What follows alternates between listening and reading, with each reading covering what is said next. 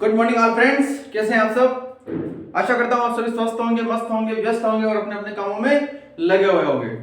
तो आज पढ़ेंगे हम भौतिक विज्ञान। देखिए, हमने सबसे पहले क्लास ली थी गणित की, फिर पढ़ा हमने 2-3 दिन के लिए केमिस्ट्री। आज पढ़ेंगे हम भौतिक विज्ञान। तो DDC academy and physical academy Sanjeet पर आप सभी विद्यार्थियों का, सभी मित्रों का, सभी दोस्तों का हार्दिक स्वागत है, अभिनंदन है।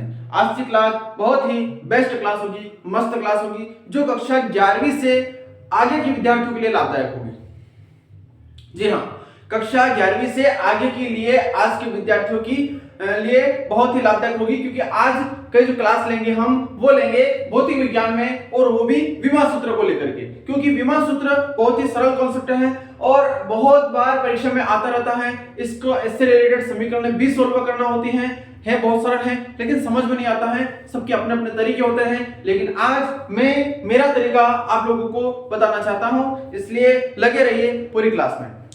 तो मित्रों, भौतिक विज्ञान वैसे अगर देखा जाए तो लगभग जैसे हम गणित हल करते हैं वैसे हल करते हैं। इसमें सभी प्रश्नों के उत्तर जो होते हैं लगभग जो गणितीय रूप में होते हैं उसको हम व्यंजक के नाम से जानते हैं और हल करते हैं। कुछ चीजें हमें मानना भी पड़ती हैं, कुछ चीजें हमें पिछले फार्मूलों से भी उठाना पड़ती हैं, कुछ चीजें हम पिछली कक्षाओं में पढ़ करके आ चुके हैं वहां से भी हमें लेना पड़ती हैं। इसलिए कोई भी अध्ययन जो होता है वो सिर्फ जहां से हम स्टार्ट किए वहां से उसको पूरी सफलता नहीं मिलती है, क्योंकि वहां पर जो नई नई चीजों को बनाने के लिए या नए नए व्यंजक को बनाने के लिए, हल करने के लिए हमें पिछले स्तर पे जाना जरूरी होता है। इसलिए आप भी अगर फिजिक्स पढ़ते हैं, फिजिक्स की तैयारी कर रहे हैं, तो सिर्फ जिस यूनिट को पढ़ रहे हैं, जिस पार्ट को पढ़ रहे हैं, जिस क्लास में, सिर्फ वहीं से उसकी शुरुआत मत करिए। उससे 2 से 3 दिन लगभग बेसिक स्टार्टिंग में पिछली कक्षाओं का अध्ययन भी अपना जारी रखिए, ताकि जिस यूनिट को आप कर रहे हैं वो यूनिट आपको बहुत बढ़िया तरीके से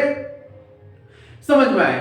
तो मित्रों, आज का जो कॉन्सेप्ट है, आज का जो टॉपिक है अपना, वो है विमा सूत्र और विमा सूत्र से रिलेटेड समीकरण सोल्व करना।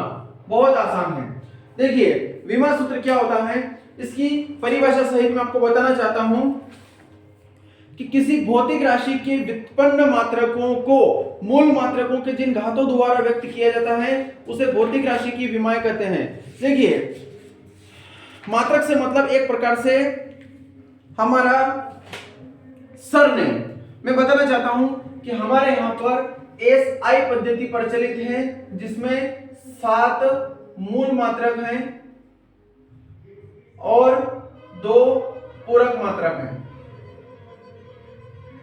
जी हाँ, हमारे यहां पर एसआई पद्धति, वैसे 4 प्रकार की पद्धतियां हैं। एफपीएस पद्धति, सीजीएस पद्धति, एफपीएस पद्धति, एमकेएस पद्धति और एसआई पद्धति, यानी कि अलग अलग क्षेत्रों में अलग अलग प्रकार से विधियां प्रचलित हैं। लेकिन हमारे यहाँ पर ऐसी पद्धति है जिस हमारे यहाँ पर जो भी सारा नाम हम, जैसे कि दूध है तो दूध को हम लीटर में नापते हैं। लंबाई है जैसे 5 किलोमीटर जो दूरी है उसको हम लंबाई में मापते हैं, है ना। जैसे भार है, कोई 10 किलो गेहूं है ना, तो उसको हम भार नापते हैं, यानी कि किलोग्राम, द्रव्यमान, है ना, किलोग्राम का द्रव्यमान। तो इस प्रकार से हमारे यहाँ पर 7 पद्धतियां प्रचलित हैं और उन्हीं पद्धतियों के आधार पे हमारे यहाँ पर हर चीजों का, सभी वस्तुओं का, सामान का मापन होता है। तो चलते हैं हम अपनी विमा सूत्र की परिभाषा के पास। तो विमा सूत्र बता रहा है कि किसी भौतिक राशि के व्युत्पन्न मात्रकों को जिन घात के द्वारा व्यक्त किया जाता है वो हमारा विमा सूत्र कहलाता है ना। विमा सूत्र में जैसे हमने भी बताया है कि लंबाई, तो लंबाई को हम एल से दर्शाते हैं। अब देखिए, यहां पर सीखने वाली बात यह है कि जैसे कि हम विमा सूत्र निकालने का तरीका जो मैं बता रहा हूं आपको, लंबाई गुणित चौड़ाई, है ना, यानी कि जैसे कि आयत का क्षेत्रफल। अब आयत का क्षेत्रफल का जो सूत्र होता है वो होता है लंबाई गुणित चौड़ाई। तो इस प्रकार से इसको समझिए कि देखिए लंबाई भी एक प्रकार की लंबाई ही है, दूरी ही है, जिसको हम L से दर्शाते हैं, और चौड़ाई भी एक प्रकार की दूरी ही है, तो जिसको भी हम निश्चित बात है L से दर्शाएंगे। तो इसका विमा सूत्र कितना हो जाएगा, L की घात 2। यानी आयत का क्षेत्रफल का जो सूत्र है, इसका जो विमा सूत्र है वो कितना हो जाएगा, L की घात 2। तो इस प्रकार से हम बहुत आसानी से विमा सूत्र निकाल सकते हैं। जैसे अगला आता है द्रव्यमान, है ना। तो द्रव्यमान को हम कैसे, m से दर्शाते हैं, यानी कि द्रव्यमान का जो विमा सूत्र होता है वो m होता है। समय को हम t से दर्शाते हैं, समय का मात्रा जो होता है वो t होता है। इसी प्रकार ताप, है ना, ताप को हम k से दर्शाते हैं, केल्विन। ताप के अलावा जैसे कि विद्युत धारा, है ना, विद्युत से संबंधित विद्युत धारा का एम्पियर, यानी कि A से दर्शाते हैं। उसी प्रकार ज्योति तीव्रता,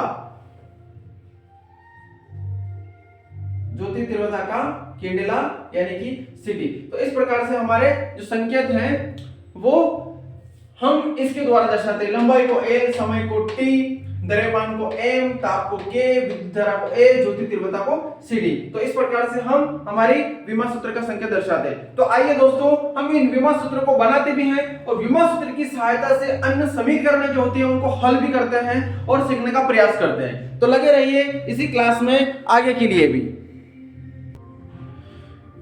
चलिए मित्रों, हमारी सामने दो विमा सूत्र में दिख रहे हैं, है ना, दो समीकरण में देख रहे हैं। इनको विमा विधि के द्वारा हमें ज्ञात करने का प्रयास करते हैं। देखिए विमा विधि में भी कुछ छोटे छोटे नियम हैं, कुछ अपवाद भी हैं, कुछ नियतांक भी हैं, है ना। तो उनके लिए हमारे सामने कुछ नियम हैं। तो मैं बता देता हूं कि जैसे इस प्रकार से जो कोई नियतांक आता है इसका कोई विमा सूत्र नहीं होता है, इसलिए इसको न के बराबर हम मान सकते हैं। जैसे कोई गणित अंक हो गया, उसका भी विमा सूत्र ज्ञात नहीं होता है ना। तो जो विमा सूत्र ज्ञात होता है वो जैसे T, L, G। अब ये क्या है, इनकी पहचान करना होगी। सबसे पहले आपको आपके कक्षा 11वीं की भौतिक विज्ञान के अंतर्गत करीब करीब 50, 60, 70 या 100 के आसपास तक विमाएं सूत्र दी हुई है। उसी में से आप सर्च करेंगे तो आपको बहुत सारी विमाएं मिल जाएगी, और उनमें से कुछ कुछ विमाएं आपको याद करना पड़ेगी और कुछ सारी विमाएं आपको ऑटोमेटिक याद हो जाएगी। जैसा मैंने आपको बताया था कि आयत का क्षेत्रफल होता है लंबाई गुणित चौड़ाई, तो L गुणित L बराबर L का स्क्वायर। तो इस प्रकार से कुछ विमाएं वहां से बहुत आसानी से आप लोगों को याद हो जाएगी। तो चलते हैं हम समीकरण के पास। देखिए कुछ विमाएं आपको सवाल हल करते करते याद हो जाएगी, कोई ज्यादा बड़ी बात नहीं है, क्योंकि फिजिक्स का जो टॉपिक मैंने उठाया है ये लगभग 20 में से है, इसलिए आप चिंता न करें, ध्यान से समझने का प्रयास करें। अपनी किताब को सामने रखिए, नोट्स, कॉपी, पेन, दिमाग सब खुल्लम खुला रखें, आपको बहुत जल्द समझ में आएगा। कोई चीज नहीं समझ में आती है कमेंट करके मुझे जवाब दे, उसका सॉल्यूशन तुरंत निकाल लेंगे। चलिए देखिए T हमने अभी देखा था, एक T एक आवर्तकाल होता है, एक समय होता है। तो हम यहां पर लिख लेंगे आवर्तकाल या समय। आवर्तकाल को समय बोला जाता है, जिसका विमा सूत्र क्या होता है, T। देखिए हम पढ़ तो रहे हैं भौतिक विज्ञान, लेकिन तरीका रहेगा हमारा गणित का। कौन सा तरीका रहेगा मित्रों, गणित का तरीका रहेगा हमारा। तो चलिए हमारा आवर्तकाल या समय जिसको हम कैसे दर्शाते हैं, T से। अब आते हैं हमारे पास में लंबाई, कौन सा वाला, L। जैसे कि L है तो ये एक प्रकार की क्या है, लंबाई है, और लंबाई का जो विमा सूत्र होता है वो L होता है। फिर G यानी कि त्वरण, कौन सा त्वरण मित्रों, गुरुत्वीय त्वरण। जैसे जैसे आप हल करेंगे आपको याद हो जाएगा गुरुत्वीय त्वरण।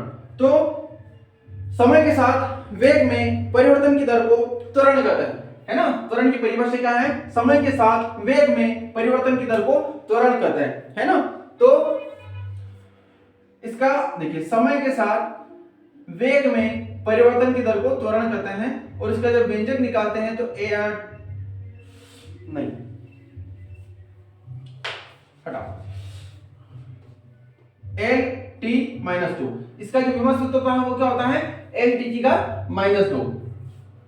ठीक है, इसी को तीनों चीजें हमारे पास आ चुकी हैं। अब ये तीनों मान हम कहां पर रखेंगे, इस समीकरण में रखेंगे। तो देखिए T की जगह हमारे पास विमा सूत्र रखना अपना T, जो हमने रख दिया।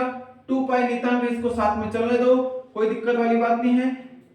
एल की जगह एल रखा और एल जी की जगह एल टी की घात -2 रखा, तो एल टी की घात -2 रख दिया। ठीक है, एल से एल भाग में विभाजित हो गया, तो हमारे यहाँ पर जो बचा है वो टी की घात -2 बचा है, वो भी बटे में, तो हम इसको बटे से ऊपर ले जाएंगे। तो चलिए मित्रों, टी बराबर 2 पाई, टी की घात -2 जो ऊपर जाएगी तो घात प्लस हो जाएगी, फिर इसको हम बाहर निकालेंगे तो मान हो जाएगा टी बराबर 2 पाई और टी। तो देखिए अब यहां पर हमने हमारी समीकरण को हल कर लिया है। अब जो 2 पाई जो है इसको हम सांकेतिक तौर पे बता देंगे कि नॉट या अतः, नॉट अच्छा नहीं लगेगा, अतः लिख लेंगे कि 2 पाई एक विमाहीन राशि है। ठीक है, अतः या तब दोनों पक्ष बराबर हैं, अतः समीकरण की सत्यता सही है ना। तो t बराबर t। तो मित्रों इसी प्रकार से हमारे समीकरण बहुत आसानी से हल हो गए हैं, पता भी नहीं चला। तो चलते हैं हम अगले समीकरण के पास। देखिए यहां पर क्या है, सबसे पहले हमारे पास s, और s होता है विस्थापन, और विस्थापन क्या है, एक प्रकार की लंबाई है ना। विस्थापन क्या है, एक प्रकार की लंबाई, और लंबाई का विमा सूत्र होता है l। चलिए फिर आता है हमारे पास u, u भी एक प्रकार का त्वरण है, त्वरण नहीं वेग, और वेग का जो विमा सूत्र होता है वो होता है एल टी की घात -1। फिर t आया, t को हम आवर्तकाल समय बोलते हैं, समय का विमा सूत्र t होता है। फिर a आया, देखिए 1/2 विमाहीन राशि है इसलिए इसको साथ साथ में रहने देंगे। फिर a आया, a क्या है हमारे पास, त्वरण है ना, और त्वरण का विमा सूत्र होता है एल टी की घात -2। देखिए ध्यान रखने वाली बात है, एल टी -2 है ना, इससे तो याद हो ही गया होगा। ठीक है, फिर अगला आता है हमारे पास टी को हम लिख चुके हैं, समय दोबारा लिखने की आवश्यकता नहीं है। तो चलिए मित्रों, इस रूप में अगर आप लिखते हैं इसको तो आपको यहाँ से बहुत फायदा होता है कि जैसे कि एस यू टी ए और उसके नाम, यानी कि हम उसको किन किन चीजों से दर्शाते हैं, उनके क्या नाम है वो भी साथ में हो जाएगा, और उसकी क्या विमा सूत्र है ये भी याद हो जाएगा। तो जैसे जैसे आप हल करते जाएंगे ना, तो जैसे जैसे हल करते जाएंगे अपनी कॉपी में नोट बना लेना, और आपको जो लगे कि यार ये महत्वपूर्ण है, ये विमा सूत्र बहुत अच्छी है, इसको आप लिखते जाना, बहुत जल्दी याद हो जाएंगे, और ऐसे सवाल हल करते करते भी याद हो जाएंगे। तो चलिए मित्रों, ये मान हम इस समीकरण में रखते हैं, है ना। तो लिख लेते हैं कि समीकरण में मान रखने पर, समीकरण में मान रखने पर देखिए s की जगह हमें कितना रखना है, l रखना है, बराबर की जगह बराबर, u हमारा वेग है, वेग की जगह रखना हमें l t की घात -1। ठीक है, इनटू t की जगह रखना हमें t, यानी कि कैपिटल T है ना, प्लस 1/2, ऐसा कैसा। फिर a क्या हमारे पास त्वरण है, तो इनटू करके a की जगह रखना अपने को l t की घात -2, फिर t की जगह रखना t की घात 2। ठीक है मित्रों, देखिए मैंने पहले बताया हम हल तो भौतिक विज्ञान कर रहे हैं, लेकिन भौतिक विज्ञान को अगर लग रहा आप लोगों को कठिन है तो उसको यूं सोचिए हम तो गणित हल कर रहे हैं। तो हम क्या हल कर रहे हैं, अब गणित हल कर रहे हैं। और आपको पता है ना कि गणित में अगर एक जरा सी भी त्रुटि होती है तो पूरा सवाल त्रुटिपूर्ण हो जाता है, पूरा सवाल गलत हो जाता है। इसलिए आप कोशिश करें कि एक भी त्रुटि न रखें। अगर आपको इस प्रकार से जोड़ घटाव गुणा भाग का समान समझ में नहीं आता है, आप चैनल की पिछले वीडियो में जाए, वहां पर मैंने प्लस माइनस से रिलेटेड, जोड़ घटाव से रिलेटेड, मल्टीप्लाई से रिलेटेड बढ़िया शानदार अपनी मातृभाषा हिंदी माध्यम में समझा रखा है। आप पहले उसको समझे, उसके बाद गणित में हस्तक्षेप करें। मेरा पूरा विश्वास है कि आपको बहुत बढ़िया तरीके से समझ में आएगा। तो चलिए मित्रों हल करते हैं। देखिए आप सभी जानते होंगे, नहीं जानते हो वो तो चैनल देखेंगे, पूरा पुराना वीडियो देखेंगे, सीखेंगे, फिर यहाँ पर आएंगे, क्योंकि पहले यहाँ पर मेहनत करने से फायदा कुछ है नहीं। हमारे घर में किचन में कुछ सामान है नहीं और हम बनाने लग गए रसोई, तो बनेगी कहां से भला? पहले किचन का सामान अपने को लाना पड़ेगा ना, उसके बाद ही रसोई बनेगी। तो उसी प्रकार से आप यहाँ पर देखें, समझे, अपने किचन का सामान इकट्ठा करें, फिर यहाँ से हल करें। अब जिन लोगों को आता है वो सभी जानते हैं कि आधार समान होने पर गुणा में घातें जुड़ती हैं।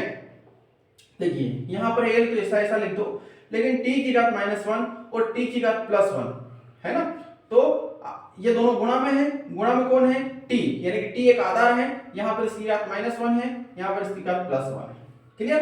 फिर प्लस की जगह प्लस 1/2, फिर एल ऐसा वैसा, फिर यहां पर टी एक आधार है, इसकी घात -2 है, इसकी घात +2 है। क्लियर?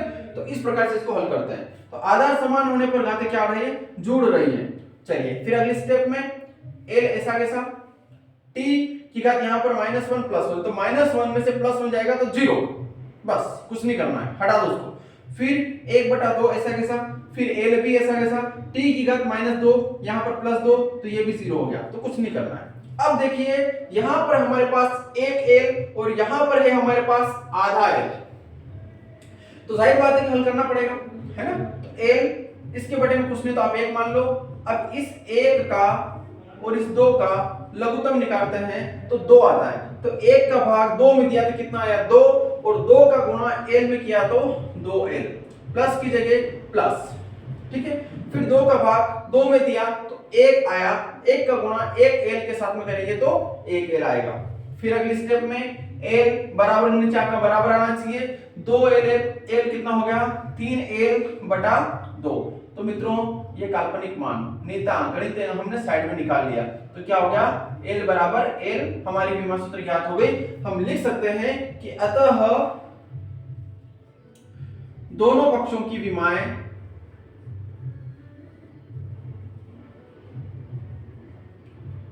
सही है,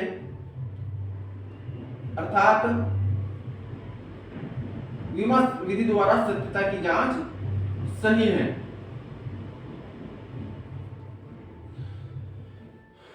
मित्रों आशा करता हूं कि आपको व्यंजक या ये विमा सूत्र वाला समीकरण बहुत बढ़िया तरीके से समझ में आया होगा। आप समझने का प्रयास करें, समझे। मैं इससे अगली क्लास में आपकी परीक्षा में आने वाला व्यंजक बताने वाला हूं। परीक्षा में जो आएगा, ये तो परीक्षा में आएंगे कि नहीं आएंगे ये तो मैं नहीं बता सकता, क्योंकि ये छोटे छोटे सवाल हैं, इनसे रिलेटेड अब थोड़ा सा बड़ा बनाना पड़ेगा, समीकरण हमें खुद को बनानी पड़ेगी। उसके बाद वो वाला व्यंजक जो है इसे अगली क्लास में लेंगे।